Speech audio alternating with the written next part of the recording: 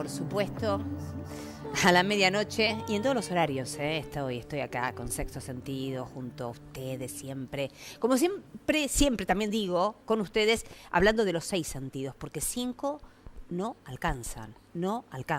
Y 6 más o menos. Hoy, cuando me visita, es un placer, un caballerazo. Él es especialista en mercado de capitales, economista. Me estoy refiriendo a Diego Martínez Bursaco. Diego, un placer que estés acá en Sexto Sentido nuevamente. Hacía rato que no te veía igual, ¿eh? Hace un par de meses, gracias por la invitación. Exactamente. Sí. Bueno, a ver, con vos siempre miles de cosas. Lo primero, voy a hablar, quiero preguntarte por lo global para luego venir a nuestro país. ¿Cómo estás viendo la economía mundial? La mayoría de las voces dicen el mundo este año va a crecer a casi un 3%, el mundo va bien. Algunos dicen, bueno, hay situaciones de alarma. ¿Cómo lo analizás vos? Bueno, en términos de lo que veníamos viendo, es verdad que el mundo va a acelerar su crecimiento. Eso es importante, sobre todo porque Brasil sale de una recesión muy fuerte, agrega mucho al crecimiento global. Estados Unidos bajó impuestos fuertemente la administración de Trump, sí. Y eso está motorizando muchas empresas a reinvertir gran parte de sus utilidades, dar más aumentos salariales, y eso va también a pujar por el consumo. China, al final, siempre se temía que China iba a hacer un aterrizaje forzoso de la economía, cosa que por ahora no ocurre. Y va a crecer en torno al 7%. Que nunca, porque siempre viste que China, hace rato que todos venimos viendo, bueno, ¿cuándo aterriza? ¿Cuándo aterriza? Y no, 7%. Sí, es un avión, no sabemos bien exactamente la credibilidad de esas estadísticas, pero hay una digamos, cuestión bien tangible, que China tiene mucha demanda a nivel global de claro. Commodities y todo, y ese es el termómetro, ¿no? Más allá de si es 6,5, 6,6, 7.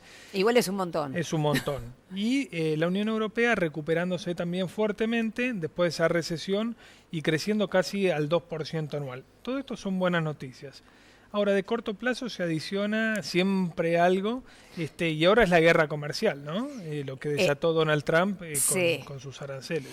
Pero qué interesante, ¿no? Porque Donald Trump está teniendo un índice muy importante de popularidad interno en los Estados Unidos, está siendo fuertemente cascoteado por su política exterior y sí, a nivel internacional, en muchos aspectos, y sí también cascoteado por el tema de, cascoteado no es un término, perdón, demasiado académico, pero para que se entienda, y sí por el asunto de los aranceles, sí. Que lo festejan los internos y el resto del mundo empieza a mirar diciendo, sí. Donald, ¿qué estás haciendo? Y es relativo, ¿no? Porque Estados Unidos siempre fue considerado como una cuna del liberalismo, de la libertad económica, de la integración comercial y todo, y ahora es como que da un paso para atrás. Y justamente, digamos, en un momento donde Argentina quiere insertarse más que nunca sí, en el mundo, digamos, sí, ¿no? Sí. Cuando hablamos de esa famosa década perdida y de que pasó lo mejor para Argentina con el ciclo de supercommodities y bajas tasas de interés, bueno, ahora vemos que realmente había parte de verdad y que no era un relato, digamos. Exacto. Pero en definitiva lo que hace Donald Trump es jugar, yo creo, entre el equilibrio de la economía y la política. Cuando no vienen tan bien las cosas políticas, incluso dentro del seno del Partido Republicano, sí, sí. Bueno, sale con estas medidas que uno puede ser, bueno, son intempestivas, son medidas antipáticas, con el fin de ganarse cierta parte del electorado norteamericano. Y en definitiva, bueno, es un poco mirando el corto plazo, pero a largo plazo sabemos que las restricciones comerciales no hacen más que desatar represalias de los socios comerciales. Y eso puede, digamos, escalar hasta un punto que no sabemos dónde puede terminar, ¿no? Diego, sí, pero yo pienso, a ver, ¿qué te parece a vos? Hay una pequeña gran diferencia también, ¿no? Porque una cosa es que un país adopte medidas proteccionistas como ocurrió con la Argentina hasta hace 2 años, o no proteccionistas / populistas, con el tamaño, con el mercado y el no desarrollo que tiene un país como el nuestro. Distinto es un país como Estados Unidos, que es la locomotora mundial y que de verdad tiene una industria, que tiene una gran fortaleza y que tiene indicadores impresionantes desde el punto de vista interno. Evidentemente no es lo mismo, digo, como consecuencia para ellos mismos, ¿no? Evidentemente no son incomparables los tamaños de economía de Argentina con Estados Unidos.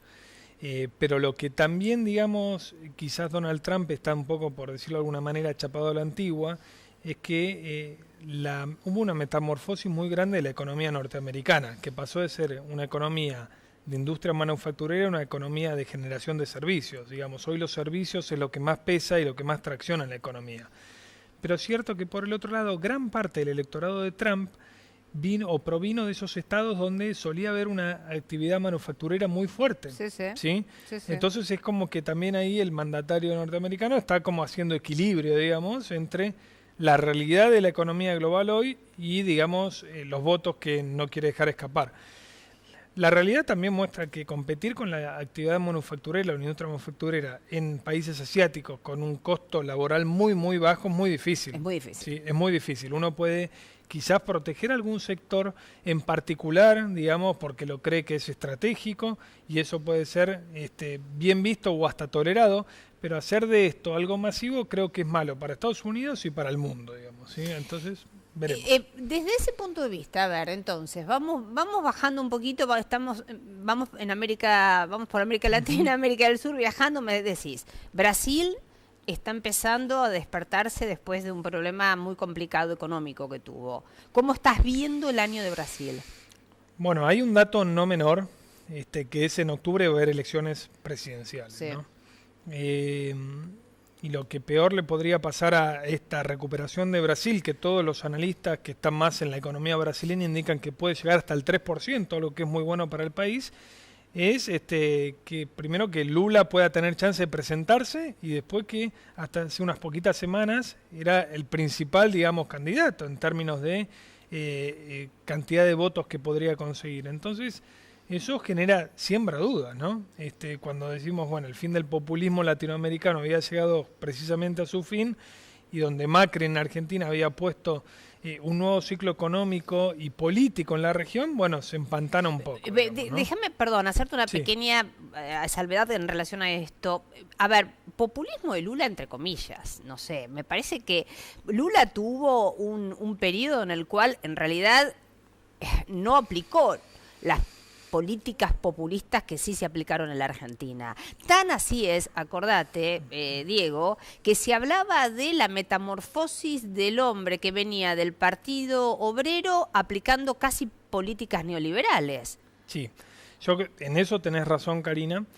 Creo que también podemos hacer un paralelismo entre lo que pasó con Lula y el primer mandato del kirchnerismo, Néstor Kirchner, donde decíamos, bueno, esta persona tiene quizás mala diplomacia, malas relaciones, pero en definitiva cuando uno ve las políticas macroeconómicas más de fondo, trató de mantener un superávit fiscal, trató de sumar reservas internacionales, hacer crecer el mercado interno, pero es cierto que la etapa tanto de Kirchner como de Lula coincidió con esta etapa que hablamos recién, de supercommodity, de tasas bajas de interés. Sí, un mundo amigable. Donde hacer las cosas políticamente correctas, más normales, es mucho más fácil. Ahora, cuando el mundo se empezó a ser menos amigable, sobre todo en Argentina, y vinieron los principales debido al modelo económico que terminó como terminó, ¿no? En Argentina. Sí. Y no, recordemos que también en Brasil terminó con Dilma destituida y todo ese tipo de cosas, digamos, ¿no? Sí, pero me parece, no sé si Brasil no tuvo más un tema de verdad de trasfondo político que de trasfondo económico, a diferencia de la Argentina, ¿no? Nosotros tuvimos un tema político pero económico también muy complicado. Y bueno, Brasil nunca llegó a un default de como tuvo Argentina y a desentenderse de las relaciones internacionales como lo hizo el país. Exactamente. Brasil tenía, incluso era como vos bien decías, un ejemplo cuando salía a los mercados, cómo se manejaba Lula, cuál fue el riesgo país de Brasil en esa época. Sí. Pero todo coincidió con un contexto más amigable. Ahora, cuando las cosas no son tan amigables, ahí se ven las verdaderas deficiencias del populismo. ¿Por qué? Porque en épocas de vacas gordas, por decirlo de alguna manera, se estimula mucho más la economía de lo que se puede, se gasta mucho más de lo que se puede, y cuando vienen las malas no tenés un fondo anticíclico como se hizo Chile en su momento, o otros países que tuvieron mucha más madurez fiscal para llevar adelante estos cambios. Bueno, y acá, ¿cómo estamos? Después vamos a pasar bien a todos los temas mercado de capitales, asuntos financieros. ¿Cómo estás viendo el tema en la Argentina? Creo que hubo un punto de inflexión no menor el 28 de diciembre del año pasado, ¿sí? Quizá puede ser redundante, pero esa bendita conferencia de prensa del jefe de gabinete Peña, Luis Caputo, Nicolás Dujovne y Federico Sturzenegger, como que cambió un poco la visión que tenía, sobre todo el entusiasmo que tenían los inversores extranjeros sobre la Argentina. ¿Por qué? Porque elevar la meta de inflación implicó dos cosas: mayores expectativas de inflación hacia el futuro y mayores expectativas de devaluación, ¿sí? Y fijémonos lo que ocurrió con el dólar. Yo era, digamos, muy crítico del atraso cambiario que había en Argentina, pero también la magnitud que tuvo de la subida del dólar en enero, febrero y marzo fogoneó esta expectativa de inflación mayor.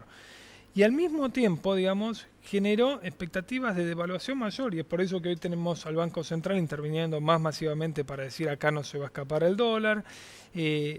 También cuando vimos el colapso de los mercados financieros en febrero, vimos que los bonos argentinos sufrieron mucho más que el resto, es decir, que Argentina subió el riesgo país cuando en la región se mantuvo igual o incluso en algunos países bajó, y eso manda señales, sobre todo señales para un país como Argentina necesita tanto del endeudamiento exterior. Algo que ahora se va a cortar, por lo menos en lo que va este año. Igual me parece que algo muy bueno que se hizo acá desde hace ya un tiempo fue como un prefinanciamiento, ¿no? Sí. Teniendo en cuenta que ahora la cosa va a venir, digamos, el dinero va a ser más caro en el mundo. Pero pregunto con respecto a esto, y casi que te diría es un tema hasta de psicología y sociología. Vos decís, y haberle elevado la meta de inflación, digo, de alguna manera uno puede decir, o sea, si vos transparentás no solo los índices a veces, que puede jugar hasta en contra políticamente, sino si vos transparentás una situación y decís, miren muchachos, a la gente, a los inversores, la verdad que esto que prometimos, acá vamos a estar un poquito más arriba, y lo queremos decir porque tiene que ver con un nuevo modo también de gobernar y de decir las cosas como son. Digo, al final, ¿qué es? Es el perro que se come la cola, porque si decís la verdad, te castigan, por ahí decís vos, sí. Y si mentís también, a la larga te castigan. ¿No es preferible decir la verdad y que las cosas se acomoden? Yo era uno de los economistas que decía, necesitamos sincronización entre el Banco Central y la Secretaría o el Ministerio de Hacienda, ¿no? O sea, no puede ser que la política monetaria vaya por un lado y la fiscal por otro y tener el mismo objetivo de bajar la inflación. Entonces, a ver, la foto esa podría haber sido algo positivo en ese sentido, porque uno podría haber pensado, bueno, van a trabajar conjuntamente, pero lo que pasó es que si vos elevás la meta al 15%, pero ese 15% tampoco es creíble porque no se aunan los esfuerzos para trabajar en eso, lo que despertás es que la nueva meta, a pesar de que sea más alta que la anterior, tampoco va a poder alcanzarse, digamos. Y si vos subiste la meta y no la podés alcanzar, y después tampoco el Banco Central tiene suficiente autonomía como para subir la tasa de interés, porque desde el ala política del gobierno deciden que una tasa de interés alta ahoga el crecimiento, entonces, bueno, no se puede, digamos, satisfacer todos los objetivos al mismo tiempo. Yo creo que es positivo de que haya sincronización entre las partes, a pesar de que el Banco Central es autárquico, pero también, si ponemos la meta al 15%, trabajemos fuerte para cumplirla. Digo, con una inflación de 4,2% en el primer bimestre va a ser bastante difícil. Y eso por ahí a la larga va a deteriorar más la credibilidad que lo que te da haber sincerado la meta. Por ahí vos decís, no es que no se hable de metas de inflación. Alguien dijo el otro día eso, pero por el otro lado también creo que si no hablas de metas de inflación, aunque después necesites hacer correcciones, te van a criticar porque no das metas de inflación, digo. O sea, es muy difícil a veces evitar la crítica por derecha o por izquierda, como quien diría. Y no nos olvidemos una cosa, Diego, lo hemos hablado miles de veces, venimos de un 40% de inflación. Digo, no queremos esta inflación, es verdad. Venimos de un 40%. Creo que nadie duda de la tendencia decreciente de la inflación. Lo que estamos hablando acá es la velocidad de esa tendencia. De esa tendencia. Quizás el gobierno en su momento fue demasiado ambicioso de querer bajar rápidamente la tasa de inflación a un dígito cuando veníamos de precios distorsionados por muchos años, digamos, ¿no? Porque no podemos, no considerar el impacto que tiene el arreglo de las tarifas sobre la inflación, la liberalización del mercado energético con el consecuente aumento del combustible en la inflación total. Entonces, haber sido demasiado ambiciosos nos alejó demasiado a metas más creíbles. A ver, yo digo siempre, la única verdad es la confianza que tiene el mercado, sobre todo en la situación que hoy está Argentina.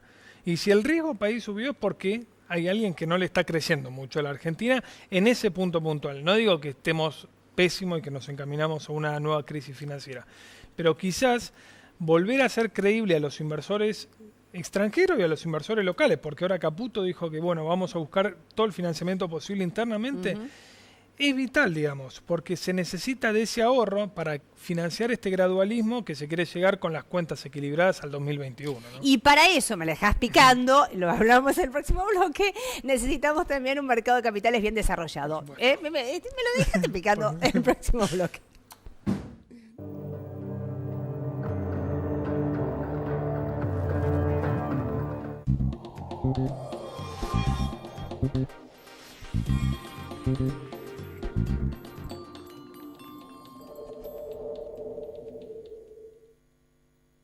Si estas paredes hablaran, te contarían lo grande que son las sonrisas de los que ahora pueden tener su casa con el crédito hipotecario social del Banco Provincia. Un crédito que, gracias al sistema de ahorro previo, hace posible que más bonaerenses tengan su casa propia. Llámanos a nuestra línea de atención exclusiva 0810-222-0559. Banco Provincia.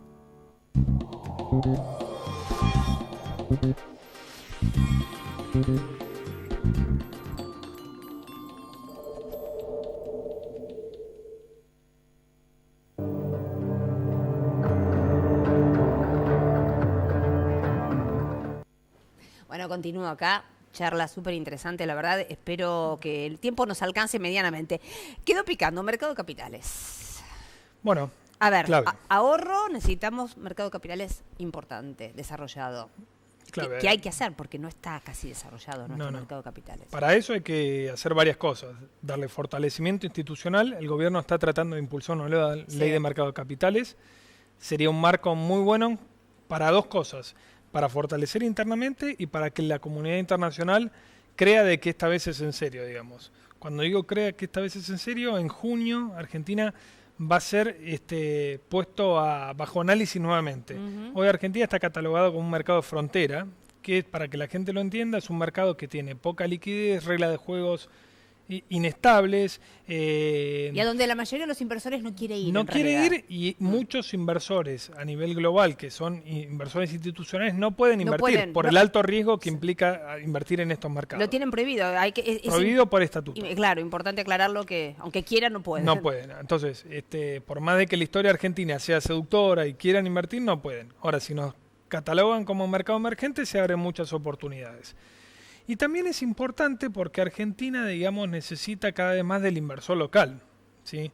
Para tratar de salir de este humor ciclotímico que hay entre los inversores extranjeros. Y no hay país en el mundo que se desarrolló o que pudo crecer y que pudo hacer un desarrollo sostenible sin un mercado de capitales grande y plural, ¿sí? Y la otra cosa es romper los prejuicios, siempre lo hablamos acá, Cari. Personas que invierten en un plazo fijo o atesoran los dólares abajo del colchón, tranquilamente podrían sacar mayor retorno de ese dinero si van al mercado de capitales, se informan, se asesoran y no solamente están contribuyendo a generar riqueza patrimonial propia, digamos, porque van a tener mejores oportunidades, sino también como contraprestación del otro lado hay una empresa privada que toma esa deuda o hay Exacto. una empresa que le compras las acciones o mismo el gobierno para financiar un proyecto, etcétera. Lo que pasa, Diego, bueno, como decís, lo hemos hablado varias veces. Hago un paréntesis que se me estaba ocurriendo antes con respecto a lo que decís de ampliar el mercado de capitales. Hay muchos proyectos de infraestructura en la Argentina e incluso en la región en donde por ahí el también poder abrirlo a que sean parte de un instrumento financiero es muy interesante, pero para eso necesitas también reglas, contratos transparentes Claro, que puedan perdurar en que el puedan tiempo. perdurar el tiempo. Volviendo a lo que decís que más de una oportunidad hemos charlado en relación a un poco a la mentalidad o a la mala imagen que se le ha hecho a propósito durante muchos, digo a propósito, estoy convencida de eso, durante muchos años a lo que significa un mercado de capitales, que a la postre termina beneficiando fundamentalmente a las pequeñas empresas y al ahorro individual. Por supuesto. Porque las grandes empresas se pueden fondear afuera. Esto es lo que hay que entender. Sí, pueden darse vuelta y Pueden buscar darse vuelta financiamiento si muy quieren, barato. exactamente. O en su casa matriz afuera o en los mercados afuera. Exactamente. Y todo. En ese sentido, institucionalmente, la bolsa está tratando, BIMA en este caso, ¿no? Ahora, está tratando de desarrollar mucho las ONPYME, digamos, los cheques de pago diferidos, Sí. donde las empresas van y adelantan cheques a una tasa muy conveniente. Creo que se están haciendo cosas, pero falta mucha más difusión. ¿Y sabes qué falta? Claro. Falta mucha educación financiera. Sí, eso lo hemos charlado también. Si ponemos un embrión ahí en la educación, en los niveles iniciales, ya ese prejuicio de la gente joven, de la gente que se va incorporando al sistema y que va queriendo crecer y desarrollarse, no lo va a tener más, digamos, ¿no?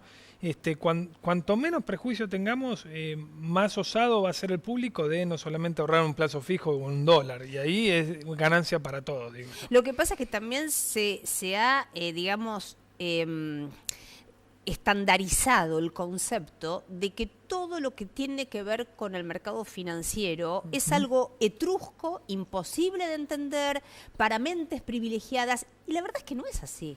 Salvo que te dediques, no sé, a operar con derivados financieros, pero la verdad es que en la realidad real los instrumentos más conocidos son muy simples. Sí, mirá lo que hizo un poquito el rol del Banco Central en esto, que bueno, muchos cuestionan el tema de la LEVAC y todo, digamos, si es una bomba de tiempo, ¿no? Pero así todo, el Banco Central fomentó tasas de interés real positivas, es decir, que tasas de interés que le ganen a la inflación, de manera tal de que el ahorrista pequeño puede invertir en instrumentos en pesos y Exacto. pensar en la moneda argentina, digamos, Exacto. no en el dólar. Y bueno, ha logrado cierta masificación de las LEVAC. ¿Cuántas veces te Es hablaron cierto. de LEVAC en cualquier charla de amigos, Es cena? verdad. Sí, sí. Y bueno, esa es una forma, y las personas que invierten ahí, se interiorizan, saben cómo empiezan a funcionar las LEVAC, ven que no es tan difícil, podés suscribirla a través de un home banking, una cuenta en una sociedad de bolsa. Entonces, de a poco, digamos, uno no va a ser un experto, un inversor de la noche a la mañana, pero si se va animando, conoce los riesgos y entiende el funcionamiento, es mucho más fácil. Desde ese punto de vista, ¿cómo ves hoy por hoy las reglas del juego desde de los instrumentos financieros? Porque creo, sí, acá para hacer una crítica me parece, ¿no? Que hay que tener mucho cuidado con cambiar las estructuras tributarias que peguen en la industria financiera, porque es una industria muy sensible desde el punto de vista de los cambios. Sí. Bueno, como todas, pero ahí, digamos, la volatilidad puede ser mucho mayor, ¿no? Sí, lo hablamos en el corte, ¿no? Justamente.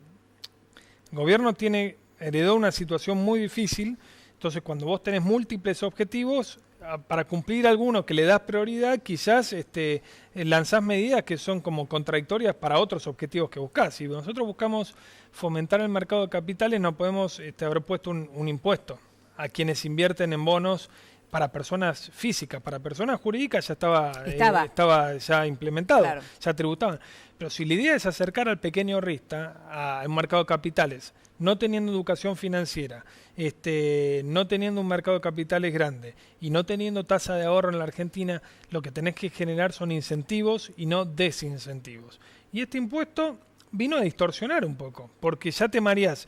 Si yo invierto en algo en pesos, la alícuota es tanto. Si invierto en dólares, la alícuota es más grande, del impuesto a las ganancias. ¿Pago o no pago bienes personales? Si invierto en un fondo común de inversión, ¿qué hago? Depende del tipo de activo donde se invierta. Entonces, eso lo que tiende a hacer es complejizar todo. Y ahora la Argentina necesita simpleza. Simplificar. Simpleza para Lo que pasa, pero que tiene que ver con lo que vos dijiste en un inicio del tema de la educación financiera. Obviamente lo ideal sería en los colegios, pero de por sí también el difundir ciertas cuestiones, porque si no, ¿sabes qué, Diego? Esto es pasto, en realidad, para que en general, no todos por supuesto, pero sí hay gente de la oposición que de manera simplista y bastante ágrafa, que no porque lo sean, sino porque actúan como ágrafos, lo primero que dicen es, si no le pones un impuesto a los financistas, ¿viste? Ya los financistas, sí. Entonces quiere decir que es el gobierno que realmente no... Gobierna para los ricos. Exactamente. Pero entonces, el financista es Doña Rosa, pero, hay que avisarlo. bueno, ese es el punto. Ahí está la gran trampa. Porque vos fíjate una cuestión. Eso es Doña Rosa, es lo que vos estás diciendo. Hay una trampa, hay un sofisma. Si no hubiéramos tenido más inversores pequeños comprando LEVAC o comprando algún bono del Estado, tanto el Banco Central como el gobierno no podrían haber aplicado el gradualismo. Entonces, la dirigencia política que se jacta de gobiernan para los ricos, o esto es un ajuste brutal, todo. El ajuste debería haber sido mucho peor, digamos, si no está del otro lado, quien compra un bono y quien se sacrifica, digamos, en cierta medida apostando al riesgo argentino, y permite el financiamiento de ese gradualismo. Yo no sé si lo hacen por una cuestión de ignorancia, si una cuestión de oportunismo político o una cuestión de, no sé. En algunos puede ser lo uno y en otros lo otro. O un mix de las dos cosas, ¿no? Un mix de ambas, sí. Exactamente. Antes de reencontrarnos para la próxima vez, quiero preguntarte, ¿cómo está siendo tu visión de corto plazo? Bueno, creo que 2017 era mucho más simple en términos de, bueno, qué tiene que hacer un inversor individual y, bueno, apostar a la tasa en peso fija porque el dólar parecía que prácticamente, es verdad, estuvo bastante quieto, ¿no? Entonces teníamos una tasa alta que le ganaba la inflación y en dólares ganábamos porque el dólar no se movía. Y hoy, digamos, la lección que tenemos es que siempre hay que tener un portafolio diversificado, ¿sí? Uh-huh. Ahora, vos tenés un poco en bonos en dólares, un poco en acciones y un poco en LEVAC, y creo que es un mix que uno lo puede ir viendo y digamos, analizando frecuentemente para ver si cambian las reglas del juego. Pero por lo menos estás cubierto en la parte cambiaria, en la parte de tasa de interés con la inflación y en la parte de acciones si nos nombran en mercados emergentes como esperamos todos. Eso sería muy importante, ¿no? Sí, en junio, es verdad. Sería importante por el aluvión de inversiones que podría traer, ¿no? Y tal vez también a veces preguntarle más a las mujeres, dicho sea de paso, viste que se habla ahora tanto del asunto de la paridad de género, pero es cierto, y ya pero me estoy yendo, lo hemos hablado en otra oportunidad mucho más ampliamente, que la mujer tiene que meterse un poquito más en las cuestiones. Ustedes son mucho más racionales y por ahí para desarrollar el mercado de capitales se necesita mucha racionalidad en estos momentos, así que menos impulso del hombre y más racionalidad. Siempre de la mujer. He creído que sos un hombre muy inteligente vos, Diego, verdaderamente acabo de ratificarlo. Diego, un placer que estés acá en Sexto Sentido, nos reencontramos, de verdad. Bueno, y yo, próximo martes, obvio, pero todos los días, con pragmatismo y optimismo, el futuro es hoy. Chao.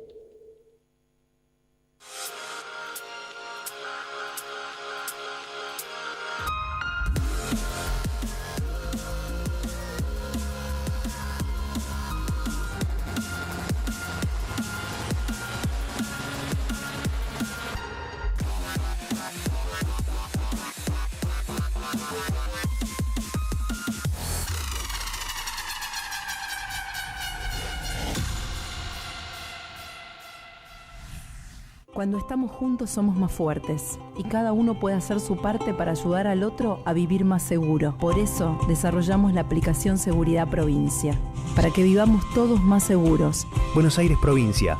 Entre todos, podemos más. Sí al 99% de cloacas. Sí al 100% de agua potable. Y sí a tener uno de los índices más bajos de mortalidad infantil de América Latina.